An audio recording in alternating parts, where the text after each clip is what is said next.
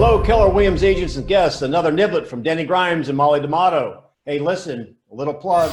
Guess what's coming? Bold October. There is no other bold other than the October bold. It's the #1 demanded bold because you want to finish 2020 strong and start 221 fast. Be watching for the registration link. Yeah. Molly, let's bring bold niblet number 10. Fantastic. So for this niblet, we're having a lot of folks who are saying, I don't want to call people I know. Even folks who do call folks they know.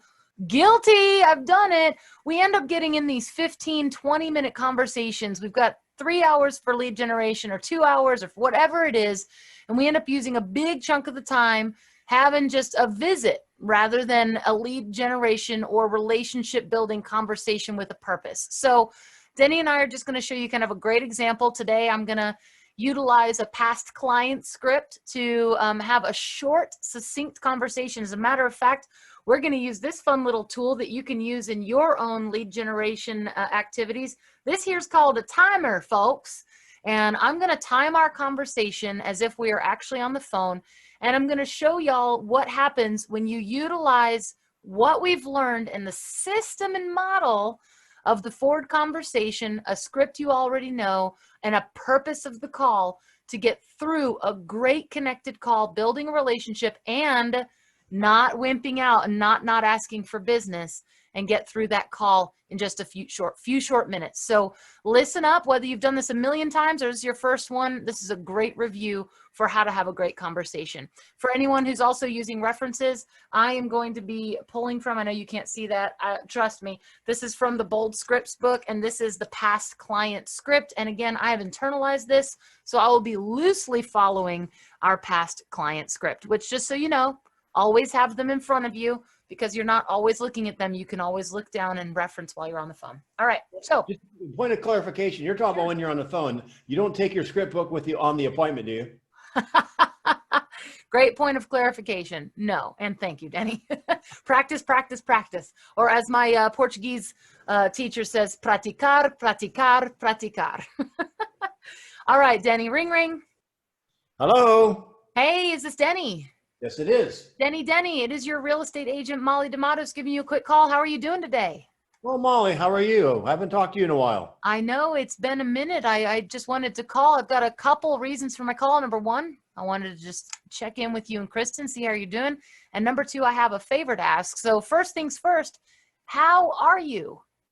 We're doing awesome. I know there's a lot of stuff going on right now, and I got to tell you about this funny post I saw on Facebook. It's like it took a picture of their 2020 calendar, and underneath it said, "This was the worst investment I ever made," because 2020 has kind of been a box of Cracker Jacks. But we're doing fine. Thanks for asking. Well, I'm really glad to hear that. Honestly, glad to hear that you all are doing so well. So second reason I'm calling today is I'm looking to have a little help from folks. And when I was thinking about who can I call to ask a favor, I started thinking about the people I've worked with in the past that I actually enjoyed working with, because that's what makes sense. People I like generally will know other people I like. And I just liked you and Kristen so very much. I wanted to ask if you happen to know of any maybe friends, relatives, or people that are like you that might need some help in real estate, because as we round out 2020, I've got some really big goals to help as many people as possible, and I know you've got great relationships. So who might you know that's considering maybe buying a home, selling a home, or even thinking about investing in real estate in the next maybe 6 to 12 months? Well, Kristen's not here right now. I don't know who she may know. Our neighbors just listed their house, and I didn't even know it was going to be on the market. Sure. Our other neighbors' house is for sale too, and I don't know. I never seen anybody show it, so that may be something to watch. They run kind of right next to us. Yeah. And other than that, nobody comes to my mind right away, Molly. Well, hey, Denny, you've already helped me out a lot, and Kristen's not even here to help with it, so that's pretty great. So actually, and I haven't seen y'all in a minute, it sounds like there's a lot of activity in your neighborhood. Do you think that your neighbors would be okay with me coming over and maybe previewing so I can add it to my list of inventory for the buyers I do know? I would think they would love that. I'd love to coordinate with you and Kristen. Maybe I could stop by for a socially distanced 6-foot high five. Would that be okay? Yeah, sure. Absolutely. Okay. All right. So maybe I'll look at doing that in the next couple of days. And if you do think of anyone else, or maybe Kristen knows someone, do you think you could give me a call, or would you prefer to text me? No, I'm going to step out. That is an awesome alternative choice. I love that. First time I've ever heard that. Oh, So, gee. well, this is your. I mean, I'll tell you what. I didn't have your name stored in my phone. My bad. Oh, no worries. I will go ahead and identify you, and I will keep your name in there handy, and I'll just drop you a text. How's that?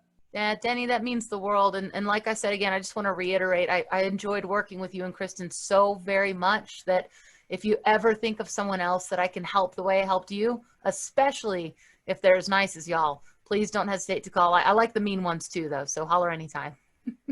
That's all right, Molly. Thank you. Have a good day. Thank you. You too. All right, y'all. Here's the timer. 3 minutes, 10 seconds. And I even asked an open-ended question, right? So I opened myself to a little danger. And I got to say, as soon as you started talking about Facebook, I got a little worried. However, you can usually rein folks in. So I just want you to note there that that was a very short and easy conversation. It's obvious that Denny and I aren't bestest friends on that call, yet it's light. You talk about the things that they want to talk about. You go in for the ask. And I really want to point out the main thing here, everyone, is the very first thing I did on the call after saying hello was set an expectation that I was going to ask for two things. When we set up the conversation with a purpose of the call, people are more likely to follow the model we set forth for them. So even if Denny had just kept chatting, he might have said, oh, you know what?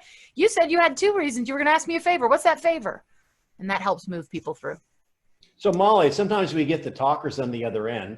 Yep. So last point, Yep. and I'm shocked it was 3 minutes. You know, that was a great call, and I was attempting to be a little bit chatty, Yeah, I noticed. It was good. which man. isn't my style. So let's say you got a real chatter on the phone. Mm-hmm. Hey, you know, Molly, you know, all right. So turn me around in the conversation. I just told you the Facebook story, and you know, Kristen and I have been doing some traveling. You know, we went to Greece this past year.